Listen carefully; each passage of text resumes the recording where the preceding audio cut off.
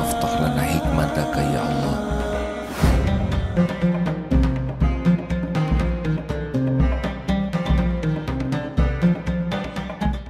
Hujjatan ya Rabbal Alamin.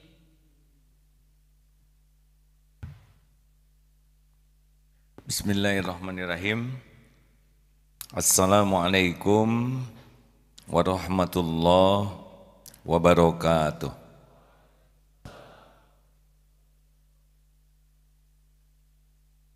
Alhamdulillahirabbil alamin. Alladzi khalaqal mauta wal hayata liyabluwakum ayyukum ahsanu amala wa huwal azizul ghafur. Allahumma salli ala sayyidina Muhammad wa ala alihi wa ashabihi ajma'in. Ya Allah, ya Sami, ya Bashir, ya Syahid, ya Qarib. Allahumma nawwir qulubana binuri hidayatik kama nawwatal ardu binuri syamsik abadan abada birahmatika ya arhamar rahimin. Allahumma aftah lana hikmatak wansur alaina rahmatak ya dzal jalali wal ikram. Duhai Allah, bukakan hati kami menjadi ahlul yakin padamu. Bukakan pintu hikmah dari setiap takdir yang Engkau tetapkan untuk kami. Tolonglah kami dengan rahmat-Mu ya Allah.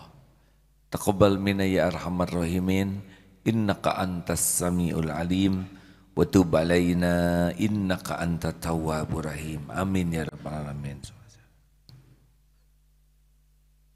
Al-Hikam nomor 116.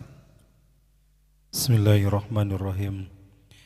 Man dhanna infikaka lutfihi an qadarihi fadzalika likusurin nadharihi.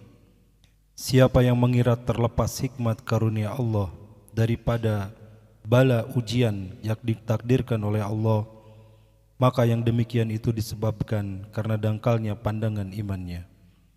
Rasulullah sallallahu alaihi wasallam bersabda, la tattahimillaha fi syai'in qadahu 'alaika. Jangan menuduh tidak baik terhadap segala apa yang telah ditakdirkan Allah untukmu. Rasulullah bersabda, jika Allah mengasihi pada seorang hamba, maka diuji dengan bala. Maka jika dia sabar dipilihnya, dan jika telah rela, maka diistimewakan. Barang siapa yang mengira terlepasnya hikmah karunia Allah pada setiap bala dan ujian yang ditakdirkan Allah, maka yang demikian itu disebabkan karena dangkalnya iman seseorang. Begini hadirin, kita ini ciptaan Allah, milik Allah, setiap saat diurus oleh Allah. Tiada yang lebih menyayangi kita selain pencipta kita. Tiada yang lebih menginginkan kita bahagia selain Allah, karena Allah tuh maha baik. Allah ingin kita bahagia, Allah ingin kita mulia. Tiada yang lebih menginginkan kita selamat jadi ahli sorga selain Allah. Itulah sebabnya diturunkan Rasulnya untuk memberikan petunjuk dan peringatan bagi kita. Allah yang menciptakan, Allah yang memiliki diri kita, Allah yang mengurus kita setiap saat, dan Allah juga yang menyayangi kita. Diturunkanlah Nabi Rasulullah SAW, Nabiur Rahmah, Nabi yang penuh kasih sayang. Dibawakan risalah Islam, Dinur Rahmah, agama penuh kasih sayang. Al-Quran sendiri mengawali surat-suratnya dengan Bismillahirrahmanirrahim, dengan menyebut nama Allah yang maha pengasih dan maha penyayang. Jadi semua perintah Allah itu adalah untuk kebahagiaan kita, untuk kemuliaan kita, untuk keselamatan. Semua perintah Allah itu untuk kebaikan kita. Karena Allah Subhanahu wa taala tidak memerlukan apapun dari kita. Semua yang dilarang oleh Allah, karena yang dilarang itu akan merugikan kita, menyengsarakan, menghinakan dan mencelakakan. Tetapi, ada tetapinya. Kita ini kecenderungannya sebaliknya. Kita ingin ke sorga, tapi perilaku seperti yang berminat ke neraka. Kita tidak mau ke neraka, tapi amalan ahli sorga tidak kita lakukan. Allah juga tahu kelakuan kita seperti ini. Karena antara dosa dengan amal tidak sebanding. Itulah sebabnya satu pahala kebaikan 10 sampai 700 kali lipat. Tetapi satu dosa hanya satu saja. Ini pun masih minus. Karena kebaikan yang kita lakukan belum tentu ikhlas. Maka ditolonglah oleh Allah Subhanahu wa taala, diberikan kepahitan. Macam-macam. Mulai dari letih, sakit, difitnah, dihina, berbagai kepahitan dengan beragam bentuk, dan itu adalah tanda karunia Allah agar kita bersih dari dosa. Tertusuk duri sekalipun itu menurut Rasulullah akan menggugurkan dosa. Jadi kalau kita ditimpa kepahitan, kita tuh harus tahu bahwa ini tuh bagian dari kasih sayang Allah supaya kita bisa selamat. Nafsu kita tidak menyukai. Nafsu kita itu tidak menyukai apa yang Allah sukai. Jadi kita tuh maunya sesuka kita saja. Tetapi iman kita menyukai apa yang Allah sukai. Itulah sebabnya kepahitan tidak disukai oleh nafsu. Tapi bagi yang beriman tahu ini ada hikmah. Doa yang tadi, Allahumma ftah lana hikmataka. Allahumma ftah lana hikmataka wansur alaina rahmataka ya dzal jalali wal ikram. Minta dibuka pintu hikmah, sebab di balik kejadian apapun yang Allah tetapkan itu pasti ada kebaikan bagi kita. Hadirin, musuh yang mengantarkan kita dekat dengan Allah itu karunia dibanding kawan yang membuat kita jauh dari Allah. Keberlimpahan yang membuat kita terhijab dari Allah itu petaka dibanding kefakiran yang membuat akrab dengan Allah. Tapi kita tidak suka kepada kefakiran. Kita maunya mudah, lapang, dipuji. Itu tidak salah kalau kita punya ilmu dan amalan ahli syukur. Kalau orang tidak bisa diseret mendekat kepada Allah dengan jalan karunia, kalau Allah masih sayang dan ingin menyelamatkan dia, diseretnya oleh bala. Tinggal milih saja, mau didekatkan ke Allah dengan nikmat atau dengan bala. Saya sudah tahu jawabannya. Dan nafsu mah tidak suka kepada bala. Sama saya juga. Mungkinkah orang bisa dicintai Allah lewat kesenangan, kemudahan? Mungkin, namanya gerbangnya syukur. Makanya tinggal milih saja, mau dekat dengan Allah dengan sabar atau syukur. Kalau dengan sabar berarti bala. Ini sahabat saya Agus. Agus istrinya keguguran, ya. Semalam boleh pinjam mikrofonnya ya, maaf ya Gus. Bisa dibesarkan? Ya. Innalillahi wa inna ilaihi raji'un. Bagaimana Gus? Agus menyikapi baru hamil istri berapa? 2 bulan ya? 2 bulan. Ini juga atas kehendak Allah. Kehendak Allah. Jadi ini yang mungkin ini yang terbaik buat Agus. Karena Allah itu menyayangi Agus. Menyayangi Agus ya. Agus kemarin gembira istri hamil, semalam keguguran. Perasaan Agus bagaimana sekarang? Ya. Satu sisi sedih. Sisi lain-lain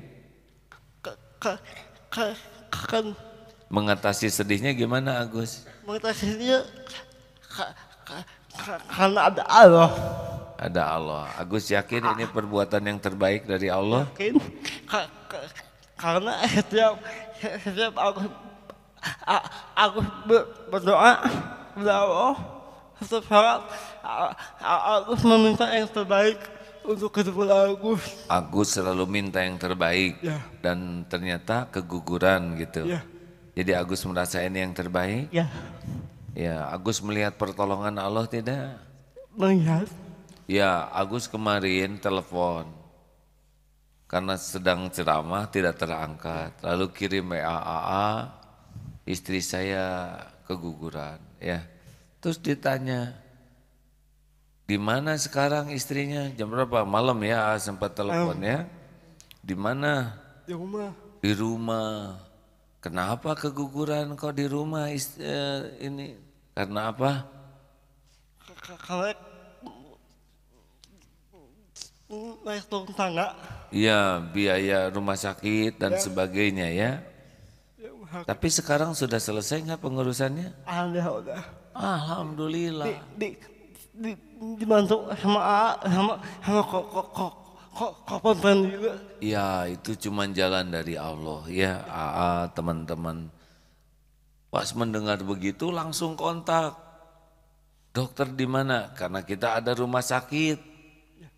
Rumah sakit khusus untuk yang melahirkan, jadi ngepas. Telepon dokternya sedang siaran di TV, langsung dihentikan, ambulan langsung dikirim. Ini Allah yang menggerakkan. Ya. Ambulan langsung datang ke rumah Agus, benar? Dokter sudah menunggu di sana dan diselesaikan di Kiret sampai jam 11 malam ya. 12. Sampai jam 12 malam. Selesai, sekarang udah bisa pulang ke rumah. Udah pulang. Itu kalau tidak dibantu secara syariat ini bisa bermasalah besar. Tapi itulah Allah menolong ya. Ya, aku juga mengucapkan terima kasih sama dan Kopon kan udah membantu aku. Alhamdulillah. Semua itu adalah Allah yang menggerakkan, Gus. Ya kan? Tapi berterima kasih bagian dari syukur. Alhamdulillah. Ya begitulah Allah menggerakkan. Siapa yang dia gerakkan? Gerakan saja. Dokternya dengan sukacita bergerak. Ambulan juga sudah dekat lagi, sudah sedia di pesantren. Ya. Masya Allah. Dan yang lebih mahal lagi adalah Agus dibukakan hatinya mengenal bahwa takdir ini adalah bagian dari takdir terbaik dari Allah. Lebih lega nggak Gus? Amin. Istri juga bisa nerima ini. Bisa nerima, cuma sama Agus dikasih masukan istri. Istri dikasih masukan apa? Makanan, kue atau apa? Nasihat. Nasihat. Saya tidak meminta apa-apa dari kamu, tapi saya minta kamu bersyukur. Bersyukur gitu. Jadi sayang, aku tidak minta apa-apa darimu, tapi minta bersyukur gitu. Ya. Oh, pakai sayang juga ya. Oh, namanya bisa. Jangan disebutin itu. Jadi ingat itu. Ini romantis, Gus. Begitulah hadirin, bayangkan mengharapkan anak meninggal tapi tetap tenang. Karena apa? Karena tahu hikmah. Betapa banyak kejadian kecil saja membuat orang menderita karena tidak tahu hikmah. Ini baca nih di sini tentang salah seorang sahabat Nabi yang dioperasi itu kepada Urwah bin Zubair. Ketika tabib memutuskan harus dipotong betisnya, beliau Urwah bin Az-Zubair, semoga Allah ridhoi kepadanya, tidak mau dibius, tidak mau diberi obat tidur, terus potong saja. Dan ketika digergaji betisnya tidak terdengar keluhan kecuali hasbi Allah. Cukuplah bagiku rahmat Allah. Bayangkan dioperasi tanpa dibius itu hadirin. Dulu memang teknologi masih sangat sederhana.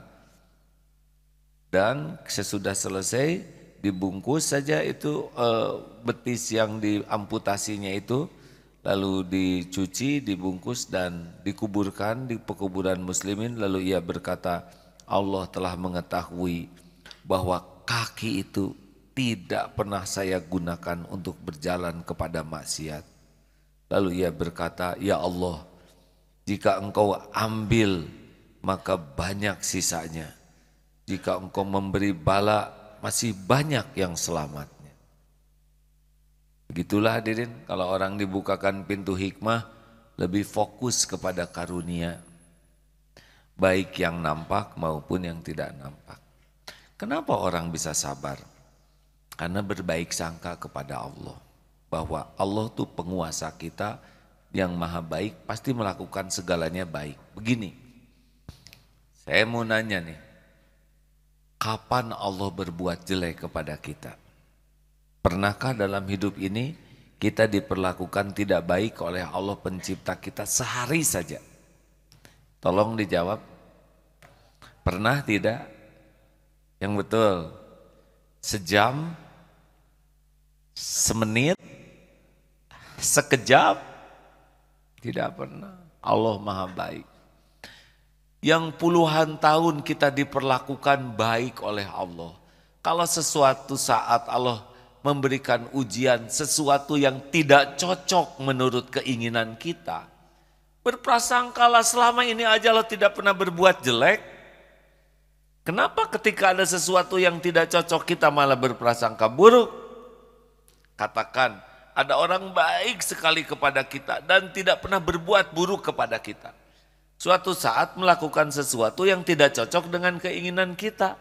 Pasti kita baik sangka, enggak lah, beliau mah selama ini juga baik. Dia mau ngasih tapi tidak jadi misalkan. Nanti ya harusnya kita diberi tapi tidak sesuai dengan keinginan kita. Kita pasti tahu, beliau mah selama ini sangat baik. Kalau hari ini melakukan sesuatu yang enggak cocok, pasti ini ada hikmahnya. Apalagi Allah, benar? Makanya berbaik sangkalah, di balik kepahitan apapun harus berbaik sangka karena Allah tidak pernah berbuat jelek. Satu itu. Yang kedua, bahwa yang kita anggap pahit itu ternyata ada karunia besar di sana. Kalau kita sabar yang tidak kita bisa raih dengan kelapangan.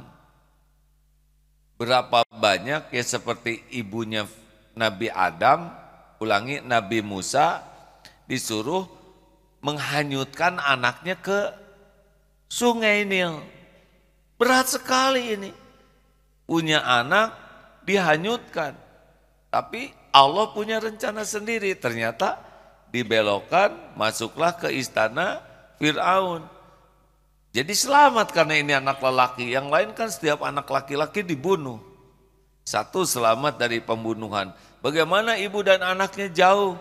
Ternyata dicarikan yang menyusui, tidak ada yang cocok nih. Bayi tidak mau disusui siapa-siapa. Ketemulah dengan ibunya Nabi Musa yang tidak diketahui oleh Fir'aun. Akhirnya disuruh kumpul tuh di rumah Fir'aun, ibu dan anak. Memang syariatnya dihanyutkan dulu. Maka jangan suka buruk sangka hadirin. Masih ingat yang digigit anjing? Dia minta jodoh, terus digigit anjing. Tidak nyambung. Minta jodoh, yang datang anjing betina. Tapi sesudah digigit, dibawa ke dokter, bawa ke rumah sakit. Ketemulah rahasianya. Dia nikah akhirnya dengan perawat. Karena memang gigitan anjing itu jalan supaya ketemu jodohnya. Nah, kita suka berburuk sangka. Kenapa saya minta jodoh digigit anjing? Padahal ini adalah perjalanan menuju takdir terkabulnya harapan dia. Makanya jangan buruk sangka. Kita kan kayak kita aja jadi orang ada di perut ibu dulu, betul? Mau jadi sarjana juga pakai sekolah dulu, SD 6 tahun, SMP, SMA 6 tahun, kuliah 4 tahun. Berapa tuh? Hanya untuk jadi sarjana, padahal jadi sarjana juga gembiranya sebentar. Wisuda gembira, sesudah itu pusing cari kerjaan. Ya. Hidup memang